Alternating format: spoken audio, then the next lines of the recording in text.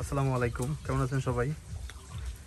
একটা জিনিস কালকে সন্ধ্যাবেলা আমি চিন্তা করলাম।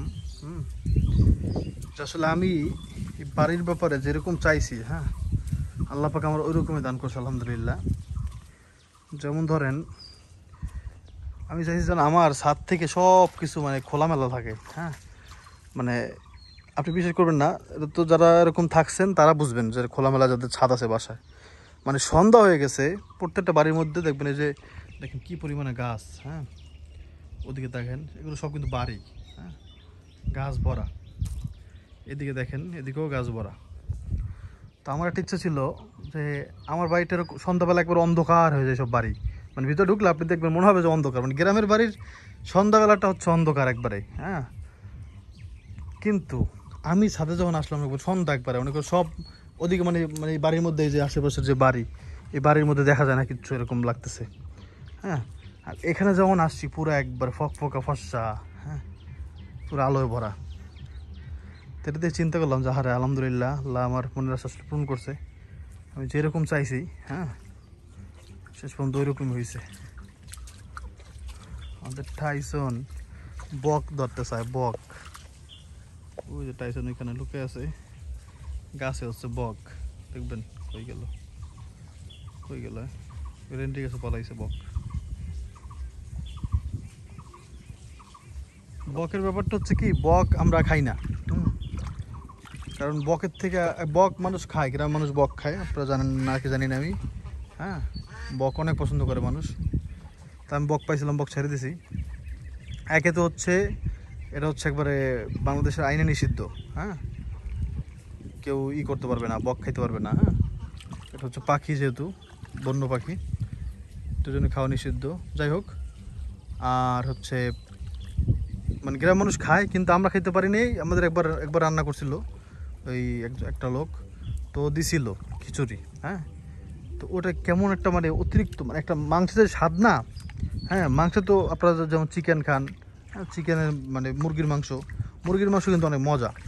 তো মুরগির মাংস চাইতে এই মাংসটা হচ্ছে বেশি মজা। হ্যাঁ, মানে এই বকের তো বেশি মজার কারণে টেস্ট বেশি লাগে। মানে আর একটা ঘ্রাণ আছে ভাই। হ্যাঁ, যে ঘ্রাণটাই মূলত, ঘ্রাণটার কারণে অনেকে খাইতে পারবে না। যাদের এসব ঘ্রাণ ট্রাণ নিয়ে অত প্যারা নাই, হ্যাঁ, তারা খাইতে পারবে। কিন্তু ঘ্রাণ নিয়ে যাদের প্যারা আছে, দেখেন আইসে বালি নষ্ট করতে। যাই দেখো তো, আবদুল্লাহ কান্না করে নাকি, উঠছে ঘুম থেকে? হ্যাঁ উঠছে, ঘুম থেকে উঠে গেছে। এখন সে নিচের বাড়ি নষ্ট করেছে, এখন উপরে আসছে, রোদ পাইছে। হ্যাঁ, দেখেন রোদ,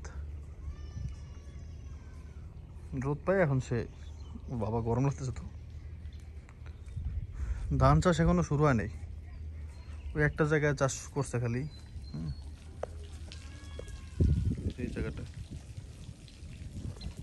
একটা জিনিস দেখে আমি টেনশন পড়ে গেছি ভাই, সেটা হচ্ছে মানে এখনো বৃষ্টি যে হয়েছে এত, হ্যাঁ, যে পানিতে সব ডুবে ডুবে গেল, এগুলো আসলে বৃষ্টি হয় নাই পুরোপুরি। কারণ বৃষ্টি হচ্ছে আগস্টের পরে বৃষ্টি শুরু হয় আবার। হ্যাঁ, অতিরিক্ত বৃষ্টি হয় সেপ্টেম্বরে। গত বছর সেপ্টেম্বরে বন্যা হয়েছে। হ্যাঁ, খুব ভয়ঙ্কর বন্যা, পানিতে সব ডুবে গেছিলো। বন্যা তো না, ঘূর্ণিঝড়, ঘূর্ণিঝড় রেমাল, রেমাল মনে পড়ছে এতদিন পরে। তো এগুলা মনে করেন সব দুইবার, যখন যখন গত বছর এই টাইমে আল্লাহ যেন এরকম না দেয়। দেখেন এই যে গত যখন ধান মানুষ চাষ করা শুরু করে দিয়েছে না, ধান চাষ হয়ে গেছে, হ্যাঁ, মানে ধানের বীজ গাছ লাগাই দিছে, তখন হচ্ছে এই ঘূর্ণিঝড়টা হয়েছে। আর সব মানুষের ধান টান একবার ডুইবা, হ্যাঁ, অনেক ক্ষয়ক্ষতি হয়েছে আর কি। তারপরে আল্লাহ পাক রহমত করছে, হ্যাঁ, ধানগুলো নষ্ট হয় নাই। আর মানুষও প্রচণ্ড পরিমাণে সার ব্যবহার করছে জমিতে, ঠিক আছে। তারপরে আবার গাছ ঠিকঠাক হয়ে গেছে। কিন্তু যদি আরও একবার ওরকম বন্যা মানে ঘূর্ণিঝড় দুইবার হইতো, তাহলে গাছ গেছিল। তা আল্লাহ পাক দয়াশীল। হ্যাঁ, কিন্তু মানুষ অতিরিক্ত সার দিছে, অতিরিক্ত, মানে এগুলো অনেক ক্ষতিকর। এগুলো আসলে কি, মানুষ মানুষ হচ্ছে গ্রাম মানুষের ব্যাপারটা হচ্ছে এরকম, বা যারা না জানে তাদের ব্যাপারটা হচ্ছে এরকম, যে ধরেন আপনি হাতে নিয়ে আসেন কোনো কিছু, হ্যাঁ, কোনো একটা খাবার, আপনি দেখতেছেন খাবারে কোনো সমস্যা নেই, খাবারের ভিতরে কী কী আছে, হ্যাঁ, কোন মেডিসিন ব্যবহার করছে, কোন কেমিক্যাল ব্যবহার করছে, হ্যাঁ, এগুলো যদি চোখে না দেখে, তাইলে অনেক মানুষ হচ্ছে প্যারালয় না, হ্যাঁ, মনে করে কি দেখতে হচ্ছে ভালোই, কিন্তু ভিতরে যে কত ক্ষতিকর জিনিস আছে এটা আসলে চিন্তা করে না সবাই। যাক আলহামদুলিল্লাহ, আল্লাহ পাক মনের আশা পূরণ করছে একেবারে সব। মানে এখানে এখানে বসলে পুরো আকাশ, খোলা আকাশ। এরকম যাদের বাড়িতে আছে, হ্যাঁ, তাদের এমন হয় না যে বিল্ডিং আছে চারপাশে, মাঝখানে নিজের বিল্ডিংয়ে মানে কেমন যেন লাগে, হ্যাঁ। তো ওই জিনিসটা একটু ইয়ে আছে।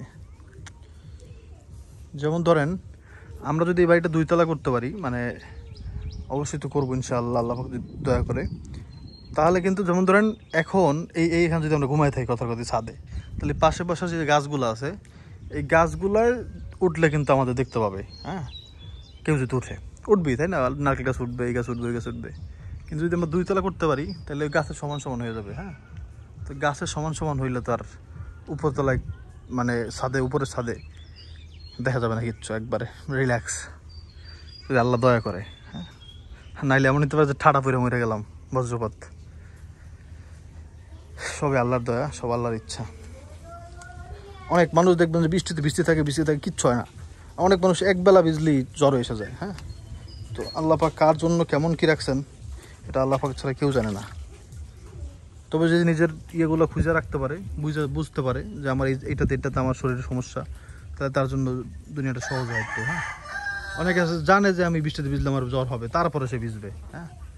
এটা আপনি তো জানেন ভাই, আল্লাহ আপনার জানাইছে, তারপর আপনি কেন বুঝলেন? এই দোষটা কার, তাই না? এটা অনেকে বুঝতে চায় না। আপনি কে? ছাদে তো অনেক রোদ বাবা। হাত ধরো। ছাদে গিয়ে আপনি কি করবেন? টাইসন তো ঘুমাচ্ছে। না দুষ্টুমি না, আমি আর তুমি ফুটবল খেলবো, আসো। মারো। এরকম না, এরকম বলছি না, মারবা না পা দিয়ে, কিরকম করে শিখেছি, কিরকম করে মারো, হ্যাঁ এরকম করে মারো। আগে বল রিসিভ করতে হয় বলছি না?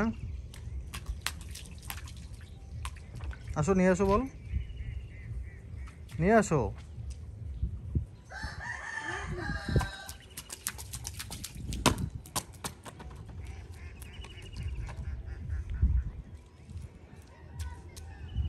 মারো,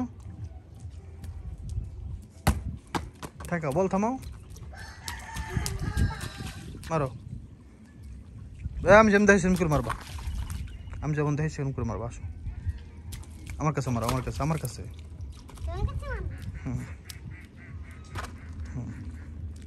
আবার মারো, আস্তে মারলাম, মারো, এরকম করে মারবা। বাম পা দিয়ে মারো তো, এদিকে আসো তো। এরকম করে বাবা 2 পা দিয়ে খেলতে পারে, তুমি 2 পা দিয়ে খেলবা। যখন এই পায়ে আসবে তখন এই পায়ে মারবা, যখন ওই পায়ে যাবে তখন ওই পায়ে মারবা, বলো। এই দেখো বাবা মারে।